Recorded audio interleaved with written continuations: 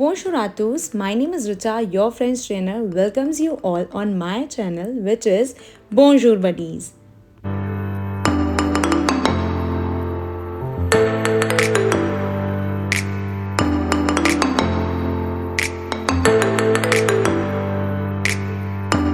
तो आज हम सीखने वाले हैं ER, RE और IR एंडिंग वर्ब्स। तो चलिए शुरू करते हैं। Firstly, we are starting from ER ending verbs. So इसकी कुछ endings होती हैं which I am telling you. Wait. ER ending verbs होती हैं जो verbs होती हैं ER से end. For example, parley verb, fini.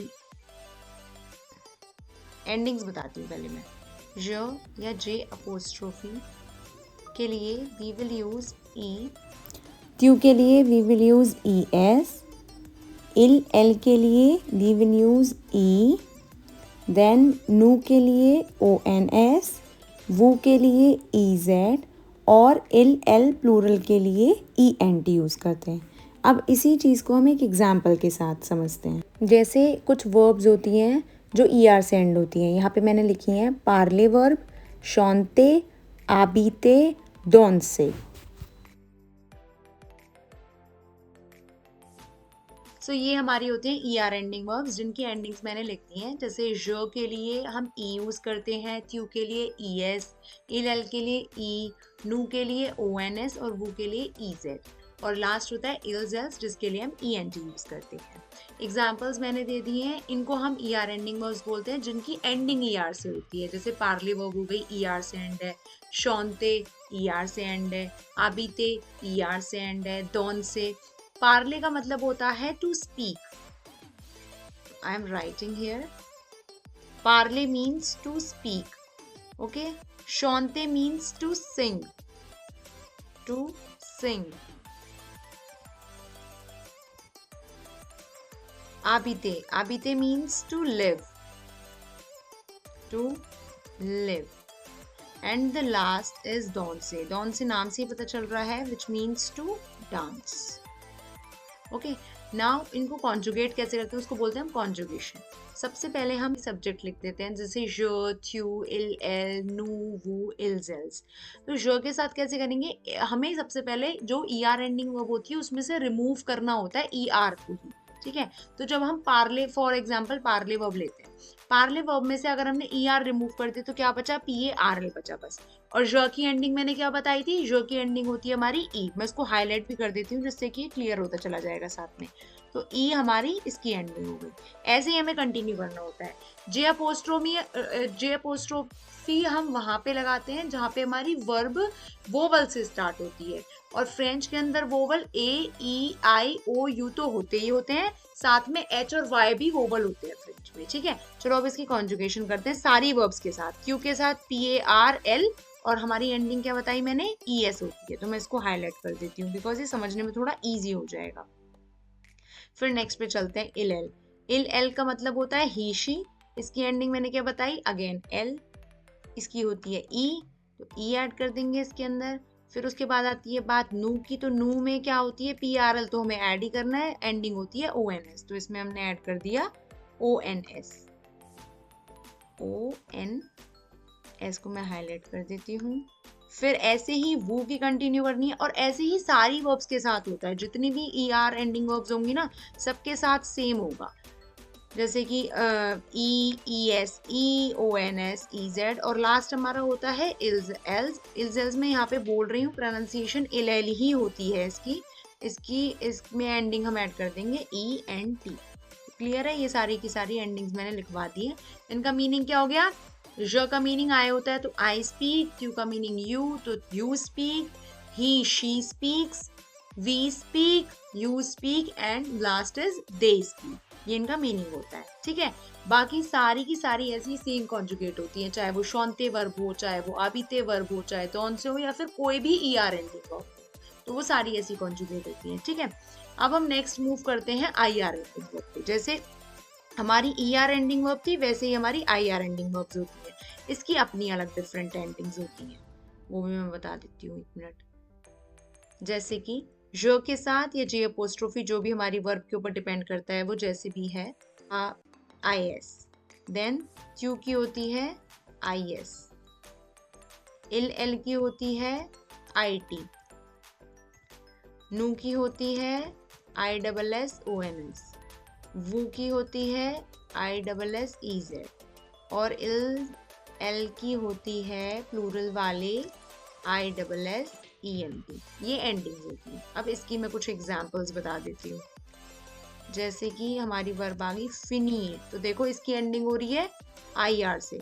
अब इसका मीनिंग भी क्या होता है? टू फिनिश, ठीक है।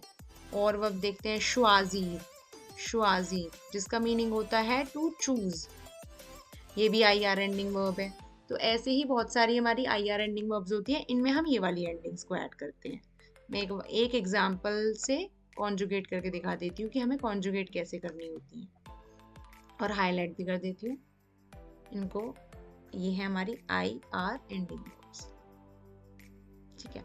सो देखो फिनीर वर्ब का एग्जांपल लेते हैं। तो जो FIN और मैंने एंडिंग क्या बताई? IS, फिनी। ट्यू FINIS सेम होती है, जो और ट्यू की एंडिंग सेम होती है। फिर बात आती है इल की, तो इल में IT एंडिंग बताई थी। नू में एंडिंग हो गई FINISSONS हो गई। वू की एंडिंग हो गई FINISSEZ और एल प्लूरल वाले की एंडिंग होती है FINISSENT।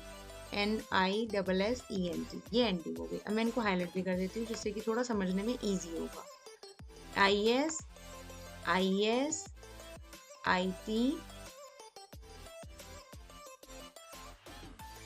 ISSONS, ISSEZ,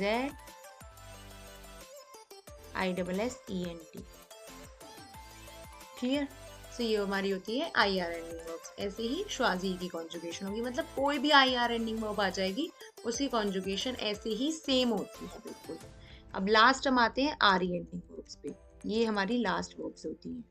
लाइक हमारे पास 3 वर्ब्स होती हैं, ER ending verb, IR ending verb और RE एंडिंग वर्ब। तो ये लास्ट देख लेते हैं RE एंडिंग वर्ब, जिसमें क्या होता है? हमारी ज की एंडिंग होती है S, ट्यू की होती है अगेन S, एल की कोई एंडिंग नहीं होती है।